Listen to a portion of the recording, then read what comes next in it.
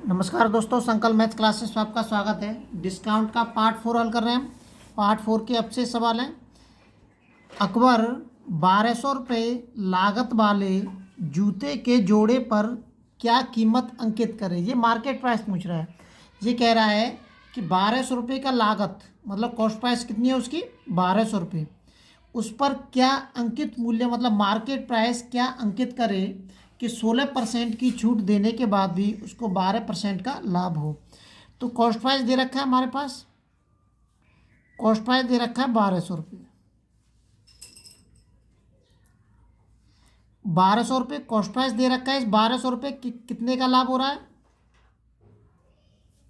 लाभ हो रहा है उसको 12%। यदि कॉस्ट प्राइस दे रखा है और लाभ भी दे रखा है तो हम सेलिंग प्राइस निकाल सकते हैं। कॉस्ट प्राइस में सीधे हम लाभ का गुणा कर देंगे 112/100। 12 दूनी 24, 12 एकन 12, 13 14, 12 एकन 12 और 1 13, 1344 रुपये। ये क्या आ गया? ये हमारा सेलिंग प्राइस आ गया। अगर सेलिंग प्राइस दे रखा है तो मैं कॉस्ट प्राइस निकाल वो मार्केट प्राइस निकाल सकता हूँ। मैं सेलिंग प्राइस में से मार्केट प्राइस निकाल सकते हैं हम। सेलिंग प्राइस के अंदर छूट का भाग देंगे। कितनी छूट दे रहा है वो? 16% की। 100 में से 16 को घटाइए, कितना बचेगा? 84 इंटू के 100। देखिए कितने से कटेगा? 16 चौक 64 और 16 अट्ठे 128, 128 और 6 134। 16 बार कट गया है। 16 का इसमें गुणा कर दीजिए 1600 रुपये।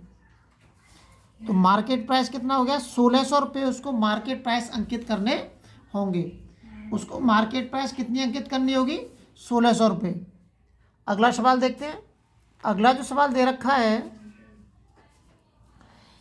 एक रेडियो का अंकित मूल्य 4800 रुपये है। मार्केट प्राइस दे रखा है 4800 रुपये। दुकानदार 10% का बट्टा देता है।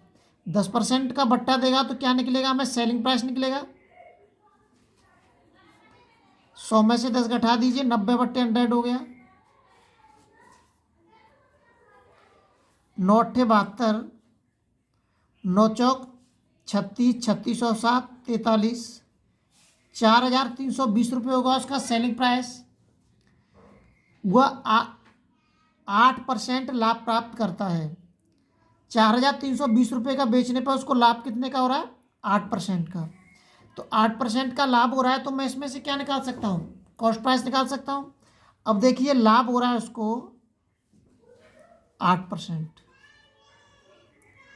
अब एक चीज़ पर गौर करिए कि ऊपर वाले सवाल में कॉस्ट प्राइस दे रखा था और लाभ दे रखा था तो मैंने सेलिंग प्राइस निकाला था। अब इसमें क्या है कि सेलिंग प्राइस दे रखा है और कॉस्ट प्राइस वो लाभ दे रखा है, तो मैं कॉस्ट प्राइस कैसे निकालूंगा? तो अब मैं इसमें से कॉस्ट प्राइस निकाल देता हूँ। अब मैं इसमें लाभ का भाग दूंगा। सेलिंग प्राइस निकालने के लिए मैंने लाभ का गुणा किया था और कॉस्ट प्राइस में से अगर सेलिंग प्राइस निकालूंगा मैं, सेलिंग प्राइस में से अगर मैं कॉस्ट प्राइस निकालूंगा तो भाग देंगे। यदि कॉस्ट प्राइस में से सेलिंग प्राइस निकालना होगा तो गुणा करेंगे। कितनी बार कट जाएगा? 40 बार कट जाएगा। 4000 आ गया। कॉस्ट प्राइस हमें मिल गया 4000, क्योंकि लाभ और हानि हमेशा कॉस्ट प्राइस पे ही पता करते हैं। अब वो कह रहा है यदि कोई बट्टा ना दे, यदि उसका जो सेलिंग प्राइस है वो कितना रखा जाए? 4800 रुपये ही रखा जाए, तो उसको लाभ कितना होगा? कितने का लाभ होगा? 4800 में से 4000 घटाऊंगा मैं, 800 रुपये का लाभ होगा। अब मैं इस 800 रुपये को परसेंटेज में कन्वर्ट कर देता हूँ। कितने पे हो रहा है 800 रुपये का लाभ? 4000 पे।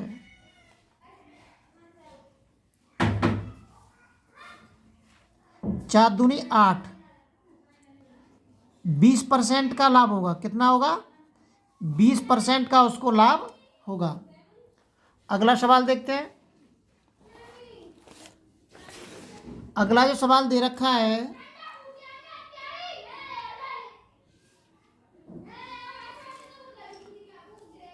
किसी वस्तु को 10% छूट देकर 8% लाभ पर बेचने के लिए अंकित मूल्य में लागत मूल्य की कितनी वृद्धि करनी होगी। ये कह रहा है किसी वस्तु पर 10% की छूट देकर 8% के लाभ पर बेचने के लिए अंकित मूल्य में लागत मूल्य की कितनी वृद्धि करनी होगी। मैंने मान लिया कॉस्ट प्राइस दे रखा है 100, तो 100 पर उसको लाभ कितने का हो रहा है, 8% का लाभ हो रहा है। इसका मतलब सेलिंग प्राइस कितना हो जाएगा, 108।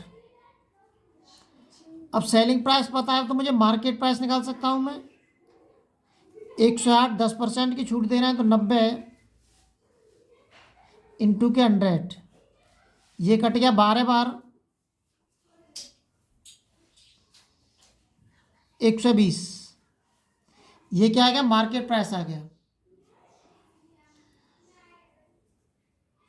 अंकित मूल्य में लागत मूल्य की कितनी वृद्धि करनी होगी। तो लागत मूल्य कितना 100 हमारा, मार्केट प्राइस कितना आ गया 120। इसका मतलब कितनी वृद्धि करनी होगी, 20 की वृद्धि करनी होगी। 100 का 20% निकालेंगे तो 20 ही निकल के आएगा, तो इसमें कुछ आगे कैलकुलेशन करने की आपको ज़रूरत ही नहीं है। 20% की आपको वृद्धि करनी होगी। अगला सवाल देखते हैं। अगला जो सवाल दे रखा है, यदि किसी वस्तु का लागत मूल्य उसके अंकित मूल्य का 2/5 है। लागत मूल्य अंकित मूल्य का, इसका मतलब नीचे जो दे रखा है वो मार्केट प्राइस है और ऊपर जो दे रखा है वो है हमारा कॉस्ट प्राइस। 10% की छूट पर बेचा, सेलिंग प्राइस छूट किस पे देते हैं, मार्केट प्राइस पे देते हैं।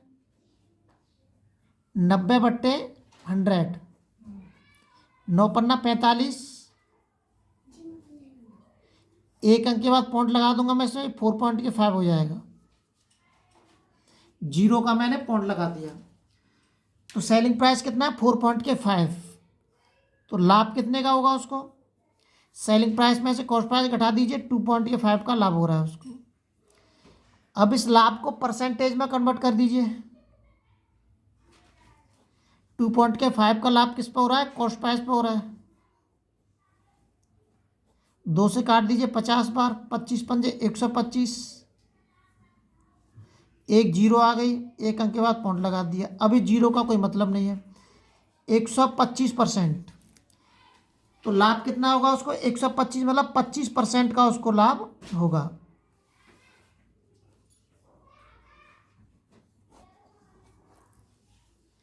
या वो 125 भी दे सकता है, या करके 125 भी दे सकता है कि 125% का लाभ। ये विशेष ध्यान रखना है। अगले वीडियो में आपसे फिर मिलते हैं। जब तक आप वीडियो को अपने लेवल पर शेयर और सब्सक्राइब जरूर करें।